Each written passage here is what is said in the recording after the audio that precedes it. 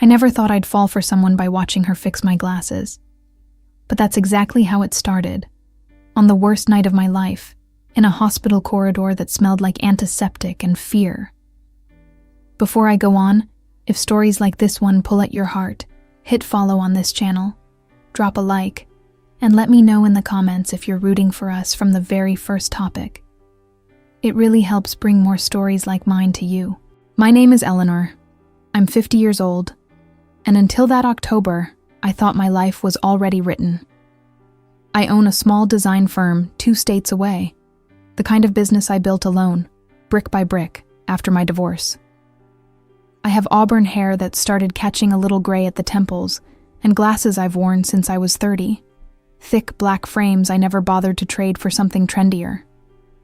I used to think of myself as steady, grounded, not the kind of woman who gets swept off her feet. That night, I was sitting in a stiff plastic chair beside my brother's hospital bed, my glasses sliding down my nose, my body giving up on staying upright. He'd had a stroke 3 days earlier, a bad one, and I hadn't slept more than an hour at a time since the phone call that pulled me out of my own city and into this waiting room. My eyes kept closing no matter how hard I fought it.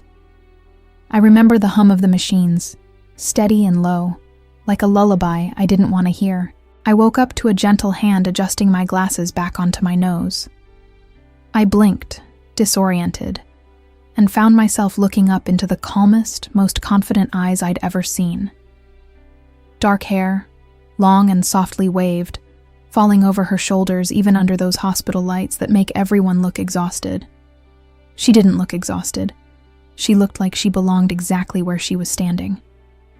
"You looked like you were about to fall out of that chair," she said, and there was warmth in her voice, not pity.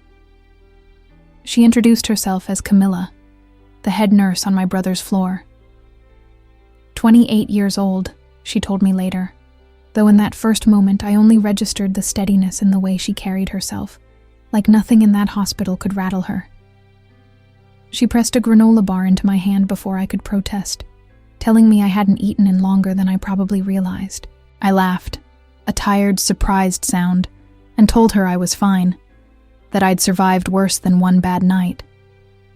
She just tilted her head, studying me for a second too long, like she could see straight through the polite version of myself I was offering her. "Nobody's fine after 3 days in that chair," she said simply, and something about the directness of it caught me off guard. "I want to be honest with you, because that's the whole point of me telling you this story. I have never in my life felt someone's attention land on me quite like that. Not aggressive, not flirtatious, not exactly. Not yet. Just present. Fully, unapologetically present, in a way that made my tired 50-year-old heart do something embarrassing in my chest. She checked my brother's vitals with quick, practiced hands, murmuring reassurances to him even though he couldn't respond yet. I watched her work, the sureness in every movement, and I felt something loosen in my shoulders for the first time in days.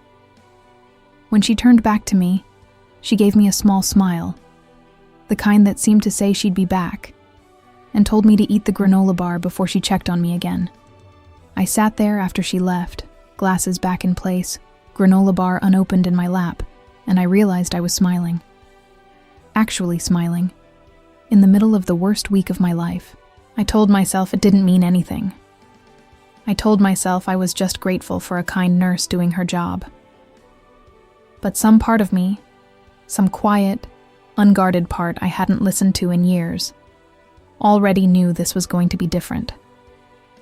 I just had no idea yet how different, or how much that calm, dark-haired woman was about to change everything I thought I understood about my own life. By the 4th day, I noticed something about myself that made me feel almost silly. I started checking the clock, doing the math in my head, figuring out when Camila's shift would start. I'd catch myself smoothing down my hair in the reflection of the dark hospital window, wiping the smudges off my glasses with the hem of my shirt, like I was getting ready for something instead of just sitting in a chair all day. I told myself it was nothing. I told myself I just wanted to look presentable. the way any tired woman would want to look presentable in front of hospital staff. I wasn't fooling anyone, least of all myself. Camila had a way of checking in that went beyond her job. She'd linger a few extra minutes by my brother's bed, asking me questions about him, about our childhood, about the business I'd built back home.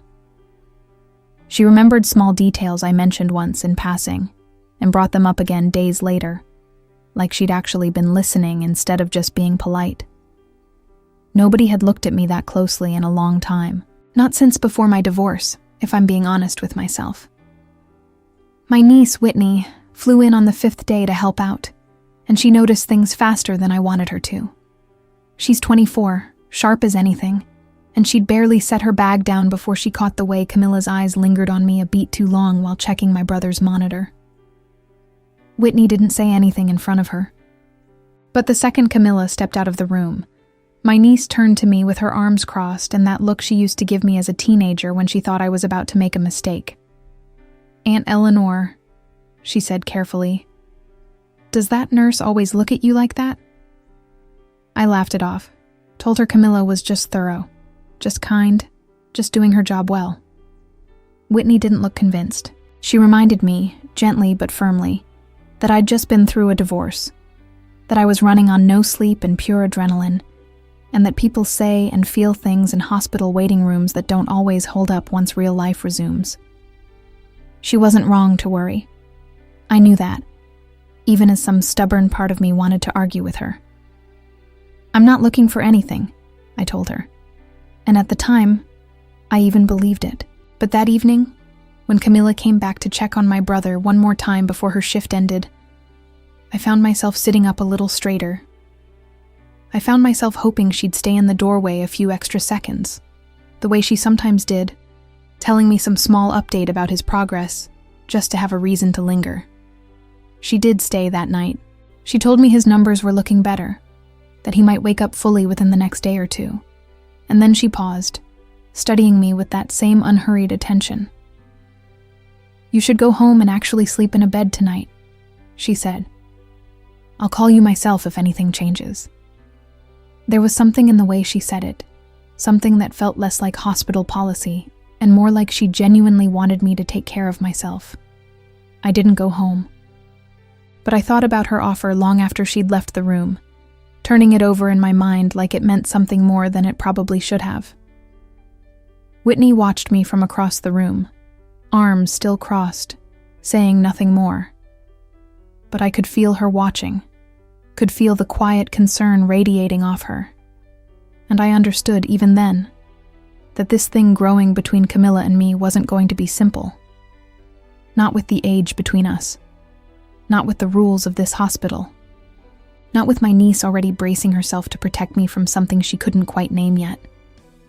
I had no idea that the very next day, everything would shift again, in a way that would make all of Whitney's warnings feel both entirely justified and completely beside the point. The next morning, my brother opened his eyes and said my name. It wasn't much, just one word, rough and slurred from days of silence, but it hit me like a wave. I'd been holding my breath for almost a week without realizing it, and hearing him say, "Eleanor," undid something in me all at once. The doctor was still in the room explaining what it meant, that this was a real sign of recovery, that his brain was reconnecting the pathways they'd worried about, but I couldn't focus on the medical details. I just stood there with my hand over my mouth, tears running down my face before I even understood I was crying. I mumbled something about needing air and stepped out into the hallway before anyone could see me fall apart completely.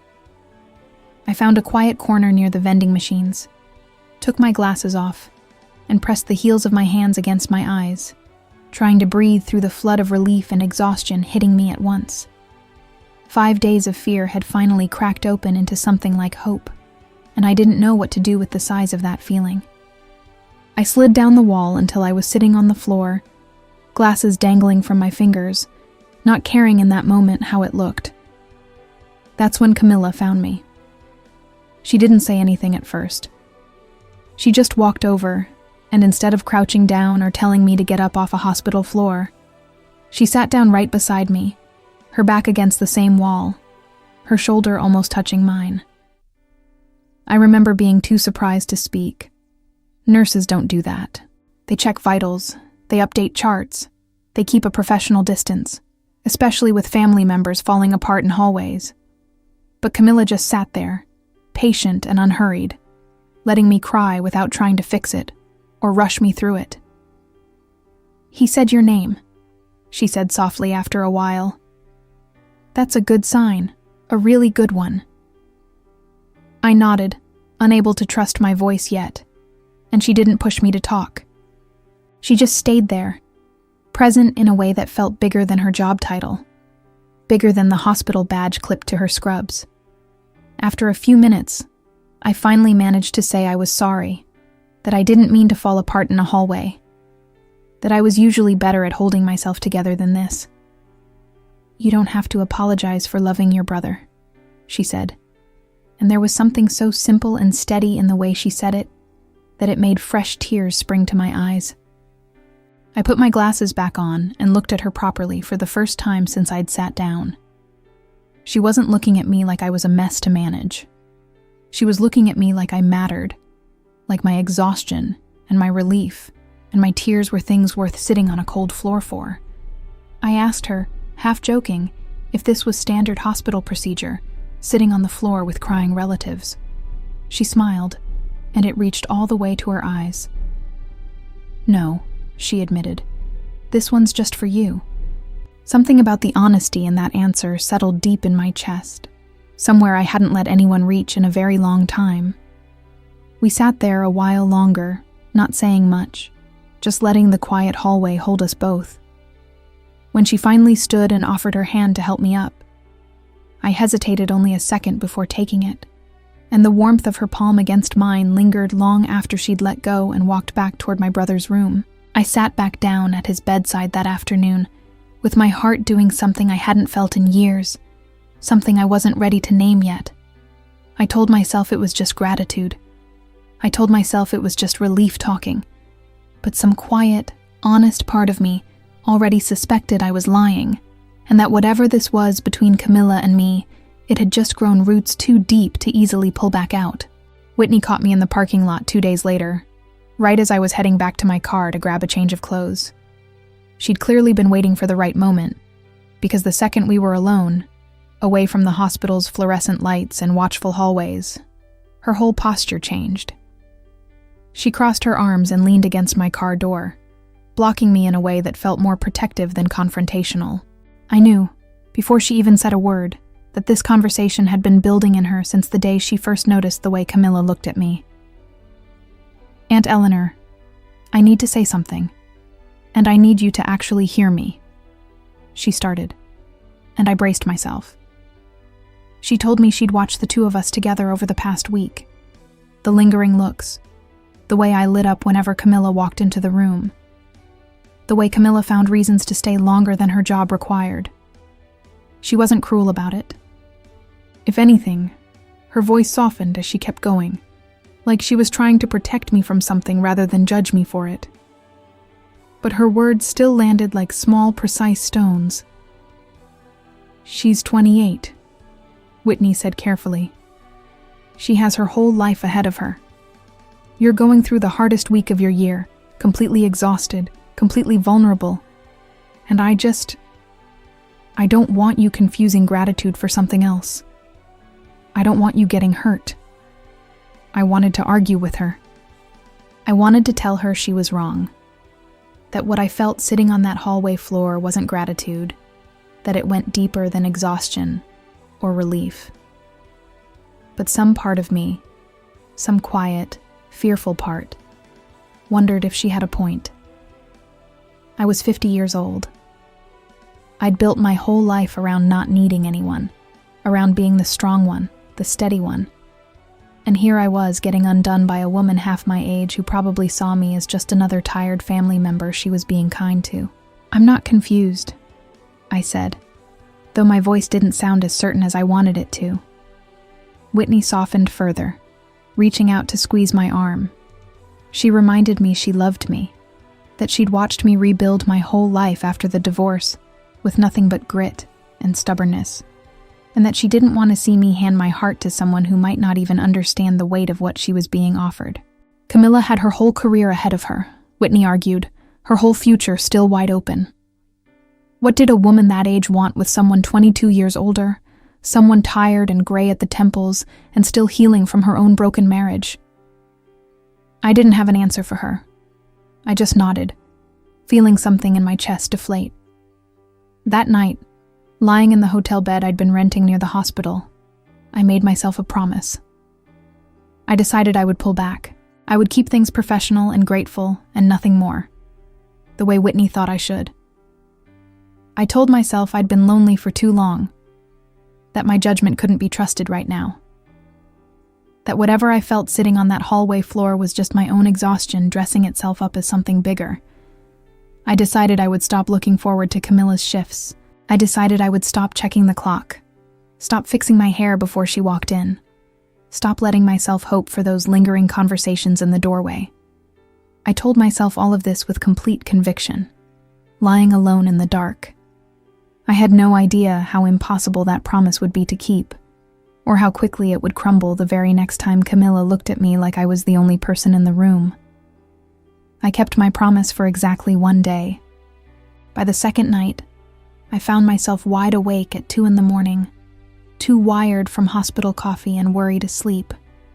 So I wandered down to the small courtyard behind the building, where a few tired vending machines and some plastic chairs sat under a string of dim lights. I told myself I just needed air. I told myself it had nothing to do with the fact that Camila's shift had just started an hour earlier. She found me there anyway, like she always seemed to, carrying 2 paper cups of hot cocoa from the machine by the nurse's station. "You looked cold last time I saw you out here," she said, handing me one before I could protest, and I felt my careful resolve wobble right there on the spot. I tried to keep some distance in my voice, thanking her politely but briefly, the way I imagined a woman being sensible would do. She sat down anyway, in the plastic chair next to mine, seemingly unbothered by the chill in the night air or the chill I was trying, and failing, to put into my tone. The wind picked up slightly, pulling a loose strand of her long dark hair across her face, and she brushed it back without breaking her gaze from me. "You've been avoiding me," she said, not as an accusation, just as a simple observation. I opened my mouth to deny it, then closed it again, because I've never been a very good liar, especially not to someone looking at me that directly. I told her, as gently as I could, that I appreciated everything she'd done for my brother and for me, but that I thought maybe I'd been leaning on her too much, letting exhaustion blur lines that shouldn't be blurred. I told her I was 50 years old, that she had her whole life ahead of her, that whatever this was between us probably wasn't fair to either of us. She listened to all of it without interrupting, which somehow made it harder to get through. When I finished, she was quiet for a moment, turning her cup slowly in her hands. Then she looked at me with that same calm confidence I'd noticed the very first night, the kind that made it clear she wasn't the least bit intimidated by the excuses I'd just laid out. "You talk about your age like it's a warning label," she said. "I see a woman who ran a business alone, who flew across the country for her brother, who cried on a hospital floor because she loves people fiercely. I don't care about the number. I care about all of that." I didn't have a response ready for that. My careful speech about age gaps and boundaries suddenly felt small and flimsy against the steadiness in her voice. She held out her hand for my phone, and, almost without deciding to, I gave it to her. I watched her add her name and number into my contacts, her fingers quick and sure, and when she handed it back, her expression had softened into something gentler than her usual confidence. "Call me," she said. "Not because you need a nurse, just because you want to talk." I'd like that. I sat there holding my phone like it had suddenly become something fragile and important, watching her walk back toward the hospital entrance, her long hair catching the dim courtyard light. Whitney's warnings were still there, somewhere in the back of my mind, but for the first time all week, they felt very far away. Once I had her number, everything changed in small, quiet ways. We started texting in the strange hours hospitals seem to create, late at night when I couldn't sleep. early in the morning before her shift began. Nothing dramatic at first, just small updates about my brother, a joke about the terrible coffee in the waiting room, a question about how I was really doing. But the messages kept getting longer. They kept getting warmer. I found myself smiling at my phone like a teenager, something I hadn't done in longer than I cared to admit. I learned things about her that had nothing to do with her job. She told me she'd grown up not far from the hospital, that nursing had been her calling since she was young enough to bandage her stuffed animals with real gauze she'd stolen from her mother's first aid kit. She told me she loved hiking on her days off, that she made terrible playlists full of songs she was embarrassed to admit she liked. I told her things too. Things I hadn't said out loud in years, about the loneliness that had crept into my marriage long before it ended, about how strange it felt to be starting over at 50 in a life I thought I'd already finished building. There was an ease to it that scared me a little. How naturally we fell into each other's company through nothing but text messages and quiet glances during her shifts. But hospitals have eyes everywhere, and it didn't take long for someone to notice. Her supervisor, a stern older man named Gerald who ran the floor with rigid precision, called Camila into his office on a Tuesday afternoon. She told me about it later, her voice tight with frustration. How he'd mentioned seeing her lingering too long in my brother's room, how he'd reminded her, in no uncertain terms, about hospital policy regarding relationships with patients' families. Professional boundaries, he'd called it. A liability, he'd said, if things went further and anyone ever complained. She didn't tell him anything had happened between us, because nothing really had, not officially. But the conversation left its mark anyway. The next time she came into my brother's room, something had shifted. She was still kind, still thorough, still excellent at her job, but there was a careful distance in the way she carried herself now. A professional politeness where warmth used to be. She didn't linger in the doorway anymore. She didn't meet my eyes the way she used to, didn't let her hand brush mine when she adjusted my brother's blanket. I understood why, but it still felt like something had been taken from both of us. That night, her text came through later than usual, and it was shorter than the ones before it. I'm sorry. I have to be more careful at work. Doesn't mean anything's changed on my end. I read it 3 times, feeling the ache of it settle somewhere behind my ribs. I understood the position she was in, the risk to her career, the reputation she'd worked hard to build. But understanding it didn't make the sudden distance between us hurt any less. I typed out a reply telling her I understood completely, that her career mattered, that we'd figure something out. I meant every word of it. But lying in my hotel room that night, staring at the ceiling, I felt the particular loneliness of wanting someone I suddenly couldn't reach the way I had just days before. A week later, I had no choice but to fly back to my own city for 48 hours. My business partner had been patient, but there were contracts that needed my signature, a team that needed reassurance I hadn't completely abandoned the company I'd spent a decade building. My brother was stable enough for me to leave briefly, and Whitney promised to stay by his side while I was gone. I expected the distance to quiet things down between Camila and me. I expected the physical space to give both of us the room Gerald's warning had demanded, the room Whitney thought we needed. Instead, the opposite happened. Away from the hospital, away from Gerald's watchful office and the careful boundaries of her job, Camila seemed to loosen completely. My phone buzzed constantly with messages that had nothing careful about them anymore.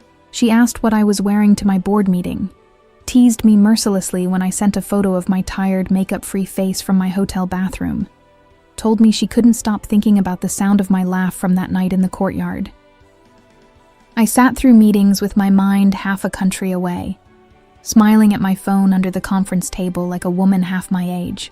My business partner asked me twice if everything was all right, and I told her yes, everything was fine, while secretly wondering how I was going to explain the flush in my cheeks every time my phone lit up. Camila's messages grew bolder as the 2 days went on. She told me she missed the way I pushed my glasses up my nose when I was concentrating on something. She told me she'd caught herself staring at the empty hallway outside my brother's room, missing our late-night conversations more than she expected to.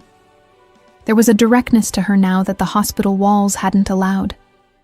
A confidence that made my whole body feel warm in a way I hadn't experienced in years.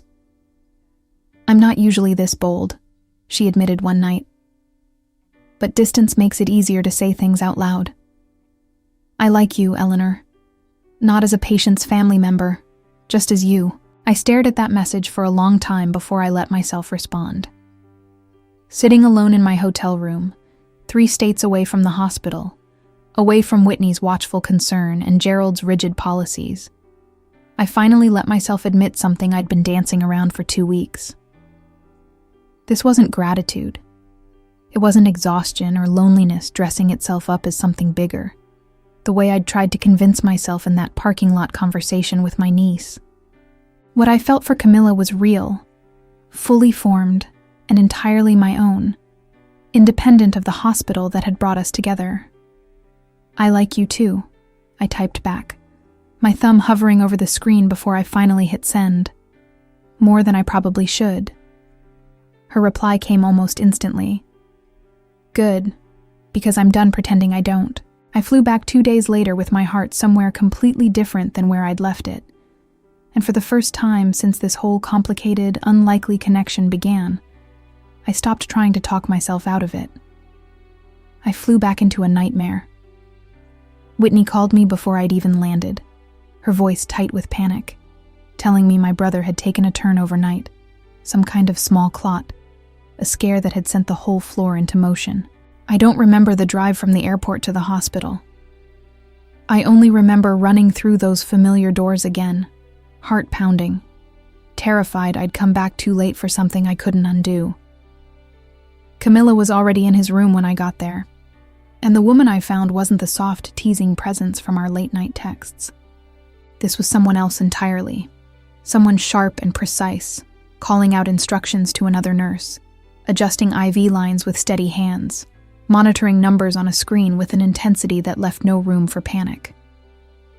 I stood frozen in the doorway, watching her work, understanding for the first time the full weight of the skill and competence hiding beneath all that warmth I'd fallen for. It felt like hours before the crisis passed, though it was probably only minutes. My brother stabilized. The doctor explained it had been a small, manageable scare, nothing like the original stroke, and that he'd likely be fine.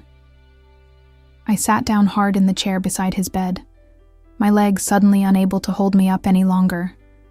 Relief and terror tangled together in my chest. Camila found me there again, hours later, once her shift had technically ended and she'd changed out of her scrubs into regular clothes for the first time since I'd known her. And this time, it was her turn to fall apart. The composed, steady woman who'd just saved my brother's life sat down beside me in the empty family lounge, and I watched the professional mask slip away completely. Her hands were shaking. She admitted, in a voice much smaller than her usual confidence, how frightened she'd actually been in those first chaotic minutes. How much the thought of losing him, of watching me lose him, had terrified her more than she expected. I realized, watching her, that she'd been carrying the weight of my family's crisis right alongside me this entire time, quietly, without ever once making it about herself. I reached for her without thinking, pulling her into my arms the way she'd once offered her shoulder to me on that hallway floor. She let herself lean into me completely, her breathing uneven, and for a long moment we just sat there, holding on to each other in the quiet lounge. 2 exhausted women who'd been through more than either of us expected when this whole strange connection began. When she finally lifted her head to look at me, something had shifted in her eyes. Gone was the careful distance Gerald's warning had forced between us. Gone was any hesitation at all. She reached up slowly and removed my glasses, folding them gently and setting them aside, her fingers lingering against my cheek in a way that made my breath catch. "I can't keep pretending anymore," she whispered. Before I could respond, she leaned in and kissed me. It wasn't rushed or uncertain. It was warm and slow and impossibly tender, the kind of kiss that seemed to hold every unspoken moment between us, every lingering glance, every late-night message. every ounce of tension we'd both tried so hard to talk ourselves out of. I felt myself sink into it completely, my hands finding their way into her long, dark hair, pulling her closer like I'd been waiting my whole life without knowing it for exactly this. When we finally pulled apart, both of us slightly breathless, she rested her forehead against mine, and I could feel her smiling. "I've wanted to do that since the night you fell asleep in that chair," she admitted softly. I laughed, a shaky, overwhelmed sound, and pulled her back into my arms, no longer caring about hospital policy or Whitney's warnings or the 22 years sitting between our ages. In that quiet lounge, none of it mattered. All that mattered was the warmth of her against me, and the certainty, finally, undeniably, that this was exactly where I was supposed to be. Good things rarely stay quiet for long in a hospital. It was a nurse's aide who noticed first, a young woman named Priya who'd caught Camila leaving my brother's room with her hair slightly mussed, her cheeks flushed in a way that had nothing to do with the temperature of the hallway. She didn't mean any harm by it, I don't think. She just mentioned it in passing to another coworker, the kind of offhand comment that spreads through a hospital floor faster than any official memo ever could. By the end of the week, it had reached Gerald. Camila told me about it over the phone that night, her voice tight with a frustration I hadn't heard from her before. He'd called her into his office again, this time with none of the gentle warning from before. He told her the hospital had received informal complaints about inappropriate conduct with a patient's family member, that regardless of whether anything had technically happened while she was on duty, the appearance alone was enough to violate policy. He informed her, without much room for discussion, that she was being transferred off my brother's floor effective immediately, reassigned to the pediatric wing on the opposite side of the building. I felt sick hearing it, a heavy, guilty weight settling in my stomach. "This is my fault," I told her, pacing my hotel room, my mind spinning through every version of events where I could have been more careful, more discreet, more willing to protect her career the way she deserved. I should have kept my distance. I should have thought about what this could cost you. Camila's voice, when she answered, was firmer than I expected. "Don't you dare apologize for this," she said. "I'm not sorry it happened. I'm not going to pretend I am, not even to keep my job comfortable." Still, I could hear the exhaustion underneath her defiance, the disappointment of losing a position she'd worked hard to earn on that floor, the sting of being punished for something that had felt, to both of us, entirely honest. I told her I was sorry anyway, that I hated the position this had put her in, that I understood if she needed space to figure out how she felt about all of it. There was a long pause on the line before she spoke again. "Eleanor," she said slowly, and I could hear something shifting in her voice, something almost playful breaking through the frustration. "I'm not on your brother's floor anymore, which means technically I'm not his nurse, which means there's no policy left to break." I sat down slowly on the edge of my hotel bed, waiting for her to finish the thought I could already feel coming. "Now that I'm not his nurse anymore," she continued, and I could hear the smile creeping into her words, "I believe that means I'm free to take you out to dinner. A real one. No hospital cafeteria, no stolen minutes between shifts. Just you, me, and a table that isn't covered in medical charts." I laughed, surprised, feeling something lighten in my chest for the first time since Gerald's name had come up in our conversation. Leave it to Camila to turn a punishment into an opportunity, to find the one silver lining hidden inside a professional setback that would have crushed anyone else's spirit. It was so entirely her, so confident and unbothered by obstacles that would have stopped most people twice her age. "Is that you asking me out?" I teased, my heart doing that same ridiculous flutter it had been doing for weeks now. "That's exactly what this is," she said. "So say yes before I lose my nerve," which, admittedly, doesn't happen very often. I said yes before she'd even finished the sentence. I spent an embarrassing amount of time getting ready for that dinner. I stood in front of the hotel mirror trying on 3 different outfits before finally settling on a deep green blouse I'd almost left at home, the kind of thing I hadn't worn since long before my divorce. I cleaned my glasses twice, fussed with my hair until it fell the way I wanted, and caught myself feeling nervous in a way I hadn't felt about a date in over 20 years. It should have felt ridiculous, a 50-year-old woman getting butterflies over dinner reservations. Instead, it just felt like something I'd forgotten I was allowed to feel. Camila was already waiting when I arrived at the small, warmly lit restaurant she'd chosen, tucked into a quiet corner of the city, away from the hospital's shadow entirely. She'd traded her scrubs for a soft cream-colored top, her long dark hair falling loose over her shoulders, and when she stood to greet me, I felt every bit of Whitney's warnings and Gerald's policies fall away completely. We didn't look like two people who belonged together, not on paper. Me, with my auburn hair catching gray at the temples and my sensible black glasses, and her, 28 and radiant, with the kind of easy confidence I'd spent decades trying to build for myself. But sitting across from her at that small candlelit table, watching her laugh at something I'd said, watching her lean forward like every word out of my mouth actually mattered to her, none of that difference registered at all.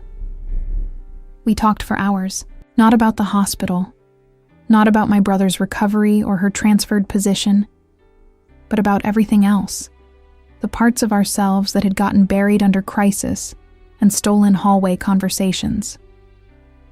She told me about her childhood, about the grandmother who'd raised her, about the quiet dream she'd always had of one day opening a small clinic of her own in an underserved neighborhood. I told her about the early years of building my company, about the mistakes I'd made in my marriage, about the parts of myself I'd almost forgotten while I was busy just surviving my own life. She listened like she actually wanted to know all of it, the good and the complicated parts both. At one point, she reached across the table and took my hand, her thumb tracing slow circles against my palm while she talked, and I realized I couldn't remember the last time anyone had looked at me with that much genuine interest. Not performative interest, not politeness. Real, unhurried attention, the kind that made 22 years feel like nothing more than a number on a piece of paper. When I got back to the hospital late that night, Whitney was still there, curled up in a chair beside her father's bed, scrolling through her phone. She looked up when I walked in, taking in my flushed cheeks, the soft smile I couldn't quite wipe off my face, the general glow of a woman who'd just had the best night she'd had in years. "You look happy," she said carefully, and I braced myself for another warning. Instead, she set her phone down and studied me for a long moment, something shifting in her expression. "I haven't seen you look like this since before the divorce," she admitted quietly. "Maybe not even then." I sat down beside her, waiting for the rest of the lecture I assumed was coming. It never did. "I still think it's complicated," Whitney said slowly. "The age thing, the distance, all of it. But I saw the way she looked at Dad today, checking on him even though she's not even his nurse anymore. And I see the way you look right now." She paused, and a small, reluctant smile broke through. "I guess I just want you happy, Aunt Eleanor. And whatever this is, it looks like it's doing that." I felt something loosen in my chest, a knot I hadn't fully realized I'd been carrying since that first parking lot conversation. Whitney's approval wasn't everything, but it mattered more than I'd expected it to, and hearing her finally soften toward this unlikely, complicated love felt like one more piece falling into place. 2 weeks later, my brother was cleared to go home. The relief of that moment should have been uncomplicated, pure gratitude after everything our family had been through, and mostly it was. But underneath the joy of watching him walk out of that hospital under his own strength, I felt a different kind of dread creeping in, quiet and persistent. Because with his discharge came the end of the reason I'd been in this city at all. My business, my house, my whole life waited for me 2 states away, while Camila's entire world, her family, her career, the small clinic she dreamed of building one day, all of it was rooted firmly here. I didn't bring it up right away. I let myself enjoy the last few days of helping my brother settle back into his house, of stealing quiet evenings with Camila that felt lighter now, freer, without the weight of hospital corridors hanging over us. but the question sat heavy in my chest every time I looked at her. Every time I imagined boarding a plane back to a life that no longer included her in it every day. She brought it up herself, finally, on the night before my scheduled flight home.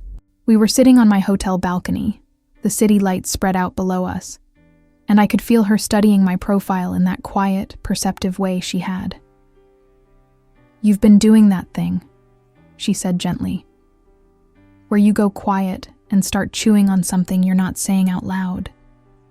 I sighed, admitting she was right, admitting the fear that had been building in me for days.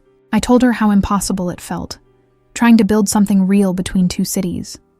How unfair it seemed to ask a 28-year-old with her whole career ahead of her to make sacrifices for a long-distance relationship with a 50-year-old business owner. I told her I didn't know how we were supposed to make this work, and some small, frightened part of me wondered if maybe we shouldn't try at all. She didn't look discouraged by any of it. If anything, she looked amused by my spiral, the same steady confidence I'd fallen for from the very beginning settling over her features. "Eleanor," she said, taking my hand, "I didn't fall for you because it was convenient. I fell for you because you're the most genuine person I've ever met. Distance is a logistics problem. It's not a reason to give up on something real." She laid it out plainly, practically, the way she approached everything, from crisis situations at the hospital to matters of the heart. She suggested flights every other weekend, alternating between our two cities so neither of us carried the whole burden of travel alone. She reminded me her clinic dream was still years away from becoming reality, that her schedule had more flexibility than I assumed, that plenty of people made distance work when the connection was worth protecting. "I'm not asking you to have all the answers tonight," she added, softer now. "I'm just asking you to try. With me." I looked at her sitting there, utterly certain, utterly unafraid of the challenge ahead of us, and I felt the last of my hesitation give way completely. I'd spent so many years protecting myself from exactly this kind of risk, exactly this kind of vulnerability, but watching her now, willing to fight for something most people twice her age wouldn't have the courage to commit to, I understood I'd be a fool to let fear talk me out of it.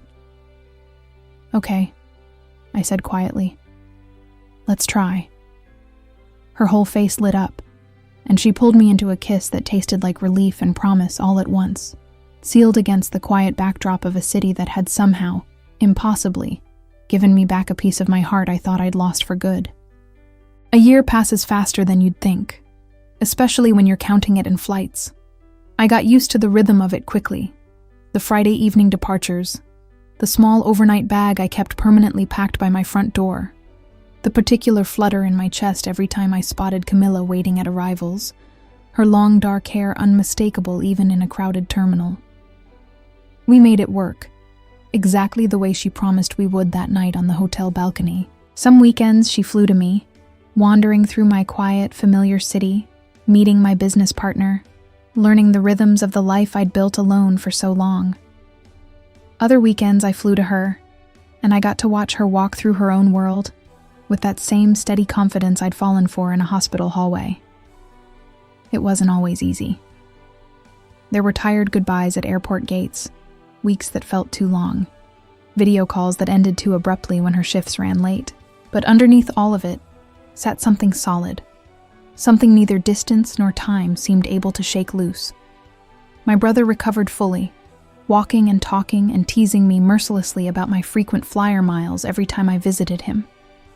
Whitney, once so wary of the whole situation, became one of Camila's biggest supporters, the two of them texting more than I probably wanted to know about. A year to the week since that first night in the ICU, we found ourselves back at the same hospital, though this time for something far less frightening. My brother had a routine follow-up appointment, and Camila, now settled comfortably into her new position, had switched to shift just to walk the halls with us one more time, showing off how far he'd come to the same doctors who'd once feared the worst. Afterward, she asked me to walk with her through the courtyard, the same one where she'd once handed me hot cocoa, and calmly dismantled every excuse I'd tried to hide behind. The evening light was soft and golden, the same plastic chairs still sitting under the same string of dim bulbs, and something about the familiarity of it all made my chest tighten with quiet nostalgia. I teased her about bringing me back to the scene of the crime, and she just smiled that same unhurried smile that had undone me from the very beginning. Then she stopped walking, right in the center of the courtyard, and turned to face me fully. Her hands weren't quite steady, which caught me off guard, because I'd never once seen Camila anything but completely composed.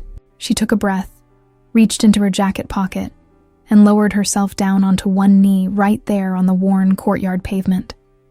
"I've spent a year proving distance was never going to be the thing that stopped us," she said, her voice thick with an emotion I'd rarely heard from her. "I don't want to spend the rest of my life still counting flights. I want to spend it just counting the days we get to actually be together, however that looks." She opened a small box, and the ring inside caught the last light of the evening sun. "Eleanor, will you marry me?" I stood there for a moment, completely overwhelmed, thinking back to that exhausted, guarded woman who'd fallen asleep in a stiff plastic chair a year earlier, certain her life had already been written. I never could have imagined it would lead here, to this courtyard, to this steady, extraordinary woman kneeling in front of me with her whole heart in her hands. "Yes," I said, my voice breaking around the word. "Yes, of course, yes." She slid the ring onto my finger and pulled me into her arms, and as I held onto her in that quiet courtyard, I understood completely that every fear I'd carried, every warning Whitney had once given me, every rule this hospital had tried to put between us, none of it had ever stood a chance against something this real. If our story moved you even half as much as living it moved me, please follow this channel for more stories like ours. And don't forget to like and share. There are so many more of these unlikely, beautiful connections waiting to be told, and I'm grateful to every one of you who came along on this one with me.